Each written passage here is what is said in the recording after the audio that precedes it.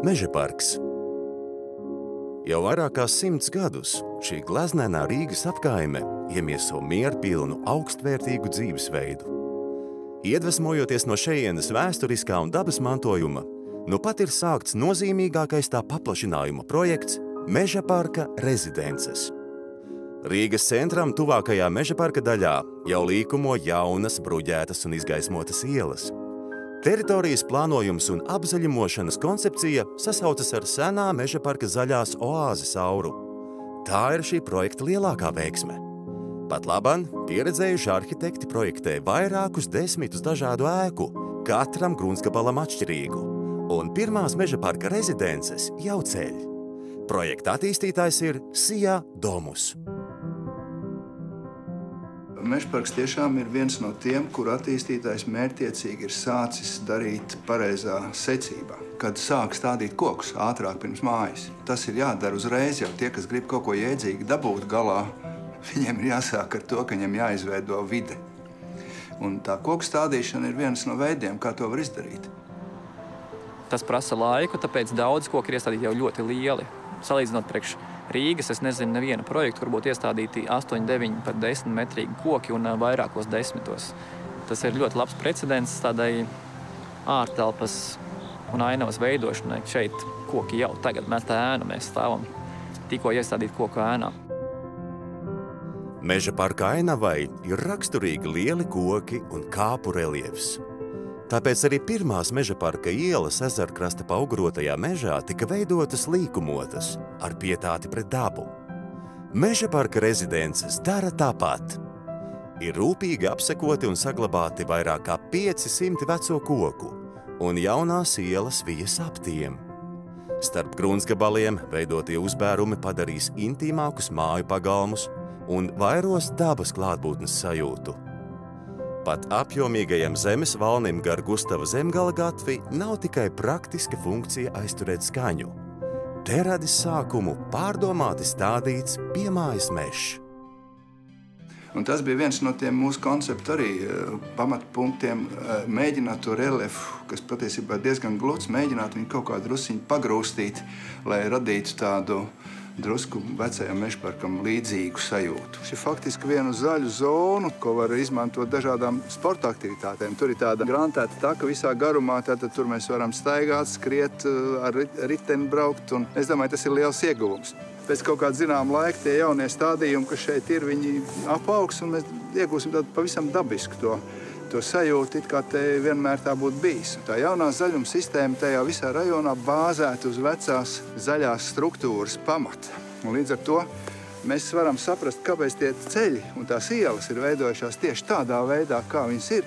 Viņas zināmā veidā ir sekojušas un rūpējušās par to, lai tie vecie puduri paliktu saglabāti, iekļautos iekšā.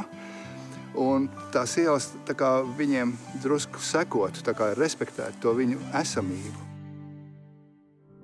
Vēl viens tālredzīgs paņēmiens, kas radīs Mežaparka īpašo auru un vērtību, te nekad nav būvētas tipveida mājas. Katrs iemītnieks ir bijusi personība, tāpēc arī katra māja veidota kā personība, atšķirīga no citām. Tādas būs arī Mežaparka rezidences. Vienošanās ar attīstītāju jau pašā sākumā bija tāda, ka jāmēģina izveidot sistēmu, kas ļauj dabiski tai vietai attīstīties tā kā vecajā Mežaparkā. Tur nav vienāda māja, tāpēc, ka tur nav varbūt tās viena un tie paši arhitekti strādājuši. Mums jāietaisa sistēma jau pašā sākumā, lai būtu iespējams un kā nosacījums, ka tās mājas taisa dažādi cilvēki. Tas ir viens no faktoriem, kas dod to sajūtu, ka tā ir īpaša vieta. Katrs ir individuāls darinājums, ka viņam nav līdzinieku. Jā, šis ir tas zemes gabals, un viņam ir tāda veidekļa forma, kas mums īstenībā palīdz veidot dviņu mājas. Viņš ir viens no retiem, uz kur ir lielāki esošie koki. Piemēram, šī priedīte, vai nav skaista. Un mums tieši gar viņu šeit sanāk iebrauktu, un šeit būs vārtiņi. Un šeit būs viena no tām mājām, kas domāt izbūvēt, un tieši šeit būs vārtiņi. Šeit būs vārtiņi. Pieaicināto arhitektu individuālais rokraksts veidos dažādu arhitektūras stilu apvienojumu vienu vietu, un jaunie iemītnieki varēs izvēlēties savam dzīves stilam piemērotāko mājokli. Meža parka rezidencēs būs villas un dvīņu villas, būs rindu mājas un mastāvu dzīvokļu mājas, dažādiem cilvēkiem, dažādām vajadzībām. Jā, mēs esam plānojuši, lai šeit visi tie materiāli pielietotie un viss būtu gana vienkāršs un gana noturīgs, lai tā būtu tāda laba māja, kas kalpo cilvēkiem, lai cilvēkiem nav jākalpo tai mājai. Taupīgas mājas, bet reizē ar labu komfortu, tas ir gudri, tas ir moderni. Tā māja atbilst principā visiem ilgspējības tādiem kritērijiem, kas šobrīd tiek izvirzīti. Pats galvenais. Šiem arhitektiem jau ir ilgadēja pieredze ar spilgtiem projektiem Meža parka vēsturiskajos kvartālos. Viņi zina Meža parka drēbi. Mēs atrodamies Meža parkā Siguldas prospektā, un šī te nav mājas rekonstrukcija, kā man visi arī arhitektūras apskatnieki un redaktori prasījuši, kurā gadā ir būvēts tas jaunbūves projekts. Projekts tapa 2003. gadā. To varētu nosaukt par tādām atpazīstamām, saprotamām fasādēm, un kaut kas no šīs te ēkas arhitektūras droši vien būs redzams arī tajā jaunajā Meža parka projektā un tajās mājās, pie kurām mēs strādājam šobrīd.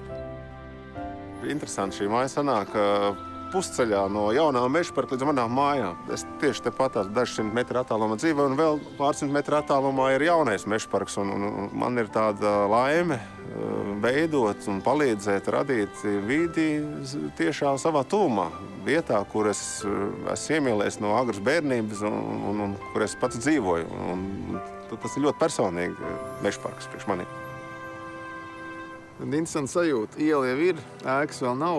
Nedaudz atsauc atmiņā senās bildes, kas ir skatīts par Meža parku, kur tāpatās ir Meža parks vecā daļa, kur ir vēl bez priedēm, kur ir tikko uzceltas ēkas, un cilvēki laimīgi sēž uz sliekšņiem. Vai ja man kontā būtu 100 miljoni, es miljonu samaksātu, lai manā teritorijā ir tāds koks. Visa mana ģimene, bērni un viņu bērni var dzīvot kopā ar šo koku. Šis koks var palikt pat dzimtas centru, un tas ir Rīgā. Tā ir īpaša iespēja būt ļoti tuvu dabai. Tas ir Meža parks. Tā ir Meža parka tāda priekšrocība, iespēja, šī mežonīgā un civilizētā tāda satikšanās. Ja runa ir par Meža parku un dzīves kvalitāti, tad šķiet, ka Meža parks un dzīves kvalitāte tās ir tādas ekvivalentas lietas. Tad tu esi ļoti tuvu centram. Jā. Tas faktiski tu vari 10 minūtēs aizbraukt vai ar riteni, vai ar mašīnu, vai ar tramvaju. Tu esi faktiski ļoti zaļā vidē. Te ir kluss, te ir skaisti, te ir riņķī laba arhitektūra un sakarā ar to Meža parku novietojumu nav daudz transporta. Mēs tā ņemam tīri racionāli, te visas tās komponentes, ko var nosaukt attiecībā pret jebkuru zemes gabalu, par kur iet runa vai Rīgā vai pasaulē, tad šeit ir visa tāda liela plusa zīme. Tā aura, jeb tā vēsturiskā atmiņa par to vietu, viņa jau joprojām dzīvo. Un tas nav tikai tā plānojuma dēļ, droši vien, bet tas ir arī tās sabiedrības dēļ, kas tur bija. Tie bija kultūras cilvēki, tie bija ģenerāļi, tie bija dakteri, tie bija arhitekti varbūt, un tādi cilvēki, kuriem ir kaut kāda nozīme sabiedrībā, kur dod lielu labumu sabiedrībai. Droši vien, ka tas kaut kā ir palicis atmiņā, un cilvēki to vietu uztver kā tādu vietu ar lielu tādu vērtību. Liela vērtība, tā ir arī liela atbildība. Gan pret īpašo šejienes dabu un pilsētvidi, gan pret ikvienu cilvēku, kas jau drīz te īsteno savu sapni par jaunām mājām. Meža parka rezidences ir izsmalcinātā Meža parka seno tradīciju cienīgs turpinājums.